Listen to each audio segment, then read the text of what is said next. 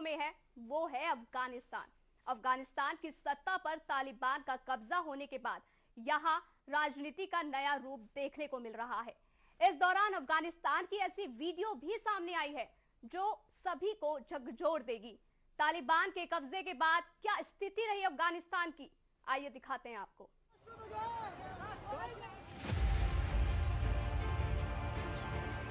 Airport के runway पर लोगों की भीड़, धक्का मुक्की कर प्लेन पर चढ़ते लोग,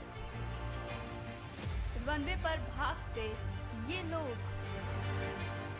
उड़ते प्लेन से गिरते 2 व्यक्ति, सड़क पर बंदूक लेकर घूमते तालिबानी, सड़कों पर पड़े लोगों के शव, खूंखार तालिबानियों का खेल। ये तस्वीरें हैं अफगानिस्तान की राजधानी काबुल की, जिस पर तालिबानियों ने कब्जा कर लिया है। अफगानिस्तान के सबसे शांत माने जाने वाले काबुल में तालिबान के घुसते ही अफगानिस्तान के लोगों में अफरा तफरी मच गई। हर किसी के मुंह से सिर्फ एक ही बात निकल रही थी, भागो तालिबानी आ गए। काबुल एयरपोर्ट पर लोगों की भीड़ ने पूरी दुनिया को एहसास करा दिया था कि ये लोग तालिबान से कितने डरे हुए हैं, कि ये लोग प्लेन पर चढ़ने के लिए जद्दोजहद कर रहे हैं। रनवे से प्लेन पर जाने के लिए एक नियम हुआ करता था, लेकिन इस तस्वीरों में क्या नियम, क्या चेकिंग, क्या व्यवस्था, सब ताक पर रख दिया। डरे सहमे अफगानिस्तान लोग, इनके दिलों में इतना खौफ कि कोई प्लेन की छत पर चढ़ गया तो कोई प्लेन के टायर पर ही बैठ गया। प्लेन के अंदर उमड़ी भीड़ ने ये एहसास करा दिया कि तालिबान का शासन होने का मतलब है देश में तबाही आना। आप देख रहे हैं उड़ते प्लेन से गिरती ये चीज, ये ना कोई बॉल है ना ही कोई सामान, बल्कि ये तो इंसान है जो अफगानिस्तान से जाने के लिए प्लेन के टायर पर ही बैठ गए। ये भयावह वीडियो रोंगटे खड़े कर देने वाला है जो बीते दिनों वायरल हुआ।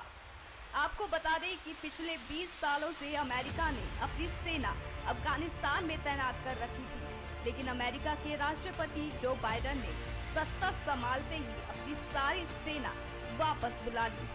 अमेरिकी सेना के वापस जाते ही एक एक करके तालिबानी सेना का अफगानिस्तान पर कब्जा होता गया और 15 अगस्त को तालिबान ने राजधानी काबुल पर कब्जा करके सत्ता हासिल कर ली और राष्ट्रपति भवन में अपना झंडा फहरा दिया। ये तस्वीर राष्ट्रपति भवन की है, जहां पहले अशरफ गनी का शासन हुआ करता था और अब तालिबान का कब्जा है।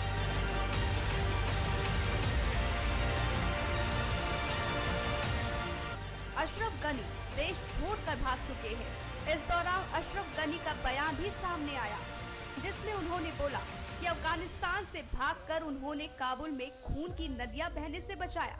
हालांकि अफगानिस्तान की स्थिति भयावह है।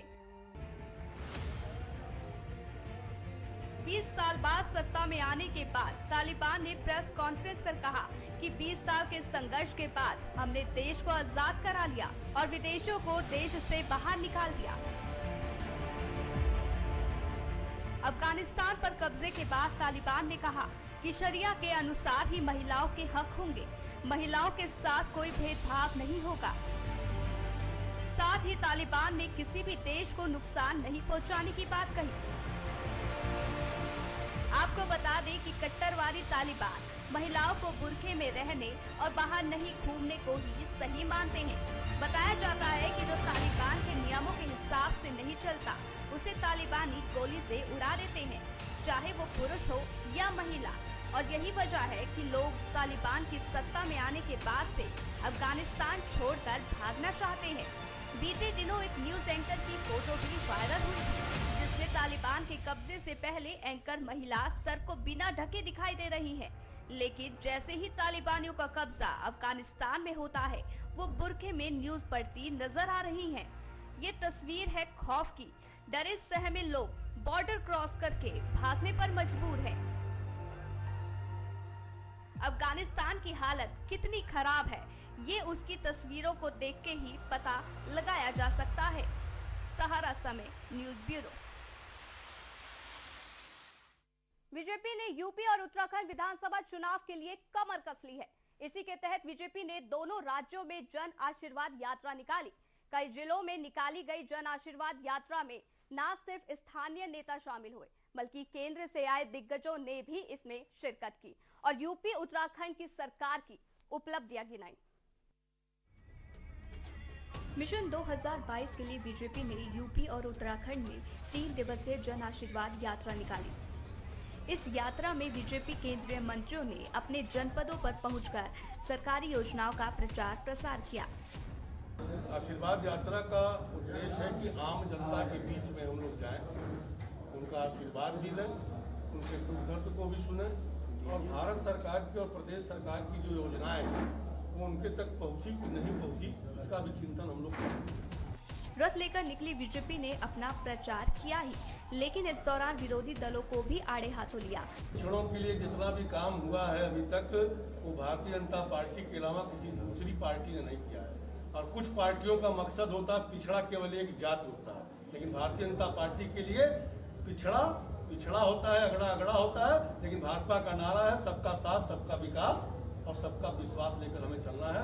इसी के तर्ज पे आपने देखा होगा कि भारत सरकार की जितनी भी योजना है उसमें कहीं जाति और धर्म का कोई बंधन नहीं है। जो अंतिम व्यक्ति है जिसको आवश्यकता है उस योजना के तहत उसको लाभ मिलना। जिस पर कांग्रेस ने तंज कसते हुए हमला बोला। कांग्रेस ने कहा कि बीजेपी की जन आशीर्वाद यात्रा जनता की आंखों में धूल झोंकने के सिवा और कुछ नहीं है। बीजेपी 2022 में भी सत्ता में बने रहने के लिए जद्दोजहद कर रही है। बीजेपी की यह प्रचार नीति कितनी कारगर होगी ये तो वक्त ही बताएगा, लेकिन इतना तो तय है कि बीजेपी और तमाम पार्टियां जीतने के लिए हर संभव प्रयास तो जरूर कर रही है। सहारा समय न्यूज ब्यूरो। अब रुकते हैं छोटे से ब्रेक के लिए। ब्रेक के बाद फिर हाजिर होंगे।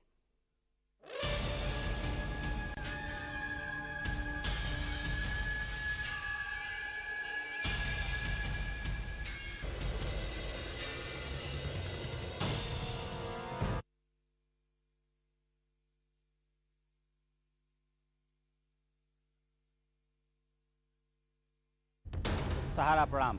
हस्तक्षेप में आपका स्वागत है। आज हमारे साथ एक ऐसी शख्सियत हैं, आप हमारे दर्शकों को समझाइए। किसी को कन्विंस न कर सको तो कंफ्यूज करो। अंदाज से नहीं चलता है देश चलता है व्यवहार और कानून से। और बीमारी तो किसी को पूछ के नहीं आती, वो गरीब को भी आती है और अमीर को भी आती है। और नए भारत को बनाने के लिए जो रास्ता है वो जल समृद्धि के मार्ग से जाता है। अगले 3 महीने तक मजदूर से वो पैसा नहीं ले रहे हैं। जो संस्थाएं हैं वहाँ पर उनसे पूछा क्या आपने कि भाई आपने इनको पैदल क्यों चलने दिया? जनरल साहब, सहारा न्यूज नेटवर्क एकलौता ऐसा चैनल है हमारे चैनल का नाम है सहारा, इसीलिए मैंने दे दिया था कोरोना गो ये नारा। क्योंकि पर्यटक के लिए सबसे जरूरी होती है भरोसा और सेफ्टी। बिल्कुल। ये सारे फॉरेनर होने के बाद भी हम किसी का कम्युनिटी ट्रांसमिशन नहीं हुआ।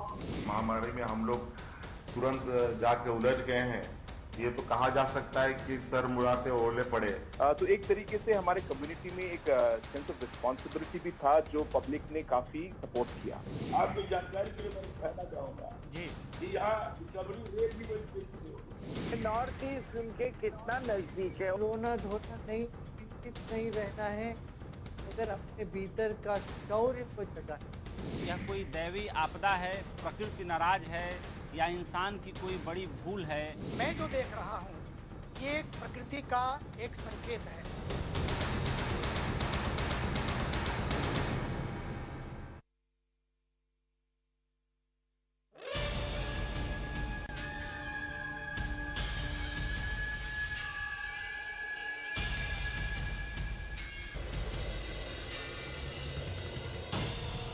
ब्रेक के बाद आप सभी का स्वागत है। कोरोना के मामले कम होने के साथ ही सरकारों ने धीरे धीरे छूट देनी भी शुरू कर दी है। इसी के तहत यूपी में 16 अगस्त से 8वीं से 12वीं तक के स्कूल भी खोल दिए गए हैं। स्कूल खुलने के बाद छात्र छात्राओं के चेहरे खिल उठे। पढ़ाई का सिलसिला फिर शुरू हो गया। देखते हैं ये रिपोर्ट। कोरोना की दूसरी लहर ने क्या सरकार, क्या लोग और क्या संस्थाएं सभी को बड़ा सबक दिया। दोबारा लहर आई तो योगी सरकार को यूपी में दोबारा लॉकडाउन करना पड़ा। दरअसल कोरोना की पहली लहर से जूझने के बाद धीरे धीरे लोगों का जीवन एक बार फिर पटरी पर आ रहा था, लेकिन पहले से भी घातक हुई कोरोना की दूसरी लहर ने सभी को तहस नहस कर दिया। इस बीच स्कूल भी बंद कर दिए गए, लेकिन अब एक बार फिर जीवन पटरी पर लौट रही है। धीरे धीरे अनलॉक की प्रक्रिया भी यूपी में जारी है। इसी के तहत अब योगी सरकार ने सोमवार से 9वीं से लेकर 12वीं तक के स्कूल 50% की क्षमता के साथ एक बार फिर खोल दिए हैं और सभी को कोविड प्रोटोकॉल का पालन करने के लिए भी कहा है। स्कूल खुलने के बाद कई महीनों से गायब हुई रौनक एक बार फिर नजर आई। सभी स्कूलों में क्लास शुरू होने से पहले सैनिटाइजिंग का काम किया गया। स्कूल में बच्चों के हाथों को सैनिटाइज किया गया, उनकी थर्मल स्क्रीनिंग की गई और सोशल डिस्टेंसिंग के साथ बच्चों को क्लास दी गई। स्कूल खुलने से बच्चे काफी खुश नजर आए। सर 6 महीने बाद स्कूल खुला और बहुत अच्छा लग रहा है। किस तरीके से पढ़ाई की जा रही है और कोरोना संक्रमण को लेकर किस तरीके से जागरूक किया गया है? सर पढ़ाई तो बहुत अच्छी हो रही है। पहले से पढ़ाई नहीं होती थी, घरों में करते थे, अब स्कूल आ रहे तो बहुत अच्छा लग रहा है। सर स्कूल आके तो बहुत अच्छा लग रहा है सर। अब हम लोग का ग्रुप बना सर व्हाट्सएप पे स्कूल का, तो उसी सर मैसेज आया कि आज स्कूल खुल रहे हैं इतने दिनों बाद। स्कूल आके सर बहुत अच्छा लगा सर, यहाँ बहुत अच्छे से पढ़ाई हो रही है। गवर्नमेंट के द्वारा दिए गए जितने भी प्रोटोकॉल्स हैं, जितने भी रूल्स हैं 100% फॉलो कर रहे हैं। हम लोगों ने सोशल डिस्टेंसिंग को इम्पोर्टेंस देते हुए अपनी जो पूरा स्ट्रेंथ है स्टूडेंट की वो 50% जो है 2 पार्ट में डिवाइड कर दी हुई है। लेकिन हमारे स्टूडेंट का नुकसान ना हो इसलिए हमने 50% ऑफलाइन और 50% ऑनलाइन क्लास अटेंड कराई हैं, बच्चों से शेड्यूल की हुई हैं, ताकि हमारे सभी बच्चे जो हैं अपनी स्टडी को सुचारू रूप से जारी रख सकें। स्कूल खुलने के बाद जहां एक तरफ छात्र छात्राओं के चेहरे खिल उठे, तो वहीं दूसरी ओर अब कोरोना नियमों का पालन करना और संभावित तीसरी लहर से राज्य को बचाना सरकार के लिए अहम हो गया है। हालांकि राज्य सरकार लगातार लोगों से कोरोना नियमों का पालन करने की अपील कर रही है। सहारा समय न्यूज ब्यूरो। उत्तराखंड में आगामी विधानसभा चुनाव की तैयारियां शुरू हो गई है। बीजेपी और कांग्रेस की तरह ही आम आदमी पार्टी ने भी अपनी कमर कस ली है। दिल्ली के मुख्यमंत्री और आम आदमी पार्टी के राष्ट्रीय संयोजक अरविंद केजरीवाल ने कर्नल अजय कोठियाल के नेतृत्व में 2022 का विधानसभा चुनाव लड़ने का ऐलान किया है। हालांकि बीजेपी और कांग्रेस दोनों का कहना है कि आम आदमी पार्टी का उत्तराखंड में कोई जनाधार नहीं है।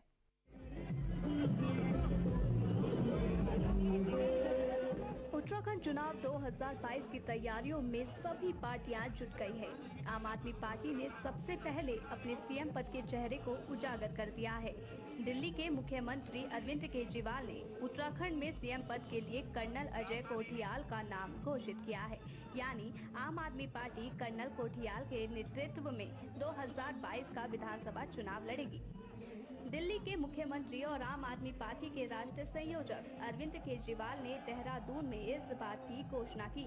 केजरीवाल ने कहा कि कर्नल कोठियाल ने आपदा के बाद केदारनाथ धाम में पुनर्निर्माण की दिशा में जो काम किए, उसके बाद केदारनाथ धाम की तस्वीर बदल गई। लोगों की राय और कर्नल कोठियाल की ईमानदार छवि के चलते उन्हें सीएम का चेहरा बनाया गया है। जो इन्होंने केदारनाथ में काम किया, उसकी वजह से इन्हें भोले का फौजी भी कहते हैं। लोग प्यार से इन्हें भोले का फौजी भी कहते हैं। तो इनके साथ मिलके उत्तराखंड के लोग उत्तराखंड को पूरी दुनिया के हिंदुओं के लिए आध्यात्मिक राजधानी बनाएंगे उत्तराखंड को। ये वो शख्स है जिसको रोजगार देना आता है। ये वो शख्स है जिसको युवाओं को ट्रेन करना आता है। ये वो शख्स है जो युवाओं के सपने और उनकी ज़रूरतें पूरी कर सकता है। इनके साथ मिलके हम प्लान तैयार कर रहे हैं। कोठियाल साहब के साथ मिलके हम लोग प्लान तैयार कर रहे हैं कि किस तरह से अपने उत्तराखंड के युवाओं को रोजगार दिया जा सकता है। उत्तराखंड में आम आदमी पार्टी की ओर से सीएम चेहरा घोषित होने के बाद कर्नल कोठियाल ने कहा कि आम आदमी पार्टी के सत्ता में आने के बाद अगर उत्तराखंड का नव निर्माण नहीं हुआ तो तो यह उनका फेलियर होगा। मेरे अंदर जो भावना है, और अगर आप लोग सब समझते हैं, आप लोगों ने मेरे को देखा है कि अजय कोटियाल तो इस प्रकार का आदमी है, तो मैं आप सबसे ना इस फोरम से रिक्वेस्ट करना चाहता हूँ, अगर किसी कारण से उत्तराखंड का नव निर्माण नहीं हुआ तो वो अजय कोटियाल का फेलियर होगा। इसका मतलब ये होगा कि अजय कोटियाल ने मेहनत नहीं करी है और मेरे को फेल मत होने देना। दूसरी तरफ कर्नल कोटियाल का नाम घोषित होने के बाद बीजेपी ने कहा कि आम आदमी पार्टी चाहे जितना जोर लगा ले, लेकिन उत्तराखंड में उनका जनाधार नहीं है, इसलिए बीजेपी को उसके विस्तार से कोई फर्क नहीं पड़ता।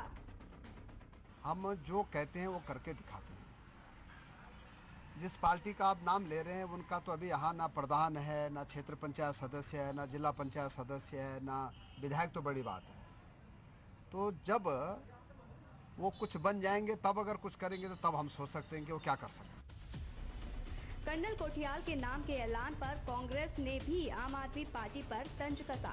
कांग्रेस का कहना है कि इस सब बातों से कांग्रेस को कोई फर्क नहीं पड़ता, कांग्रेस का अपना जनाधार है। बहुत जिस तरीके की बातें हो रही हैं, लेकिन कितनी साफ सुथरी छवि कोटियाल जी की है, ये तो अगर निम्न की जांच हो जाए तो पता चल जाएगा, इससे ही पता चल जाएगा। हाँ, अपने जितने भी गलत काम है उसको छुपाने के लिए निश्चित रूप से कोटियाल साहब ने एक राजनीतिक मुखौटा पहना है। पहले भारतीय जनता पार्टी के दर पर गए हो, भारतीय जनता पार्टी ने ठोकर मारी तो आज यहाँ आ गए और इन्होंने उनको अपना नेता बना दिया। बीजेपी और कांग्रेस भले ही कर्नल कोटियाल का नाम घोषित होने के बाद फर्क नहीं पड़ने की बात कह रही है, लेकिन आम आदमी पार्टी की इस रणनीति से दोनों ही पार्टियों के लिए सत्ता हासिल करने की राह कुछ मुश्किल जरूर हो सकती है। सहारा समय न्यूज ब्यूरो। उत्तराखंड के लाल और एसडीआरएफ जवान राजेंद्र नाथ ने बड़ा कारनामा अंजाम दिया है। राजेंद्र नाथ उत्तराखंड के पहले पुलिसकर्मी बन गए हैं जिसने यूरोप महाद्वीप स्थित सबसे ऊंची चोटी माउंट एब्रूस को फतेह कर लिया है और चोटी पर तिरंगा फहरा दिया है। देखिए रिपोर्ट।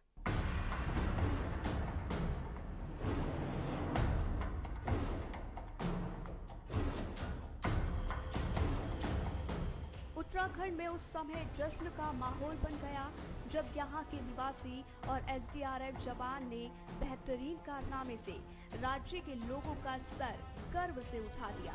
उत्तराखंड के जवान राजेंद्र नाथ ने बहुत खराब मौसम में यूरोप महाद्वीप में स्थित सबसे ऊंची चोटी माउंट एल्ब्रूस को फतेह करके इतिहास रच दिया है। ऐसा करने वाले यह उत्तराखंड पुलिस के पहले पुलिसकर्मी बन गए हैं। 307 एक्सप्लोरर महाराष्ट्र की ओर से 9 अगस्त से 17 अगस्त 2021 तक यूरोप महाद्वीप की सबसे ऊंची चोटी माउंट एल्ब्रूस, जिसकी लंबाई 5,642 मीटर ऊंची है, यहां पर एक्सपीडिशन का आयोजन किया गया था, जिसका उद्देश्य स्वतंत्रता दिवस पर माउंट एल्ब्रूस पर आरोहण कर भारतीय ध्वज फहराना था। लेकिन 13, 14 और 15 अगस्त को खराब मौसम की चेतावनी मिलने के बाद टीम ने बड़ा साहस दिखाते हुए 12 अगस्त को ही एल्ब्रूस को फतेह कर लिया और वहां पर तिरंगा फहरा दिया। साल 2001 से पुलिस में सेवा दे रहे आरक्षी राजेंद्र नाथ पूर्व में भी एक कीर्तिमान हासिल कर चुके हैं। यह उत्तराखंड के प्रथम पुलिसकर्मी बने हैं जिन्होंने माउंट त्रिशूल का सफलतापूर्वक आरोहण किया था। माउंट त्रिशूल को पर्वतारोहियों द्वारा प्री एवरेस्ट के रूप में किया जाता है। इससे पहले भी राजेंद्र नाथ सतोपंथ, चंद्रभागा 13 और डीकेटी 2 का भी सफलतापूर्वक आरोहण कर चुके हैं। सहारा समय न्यूज ब्यूरो।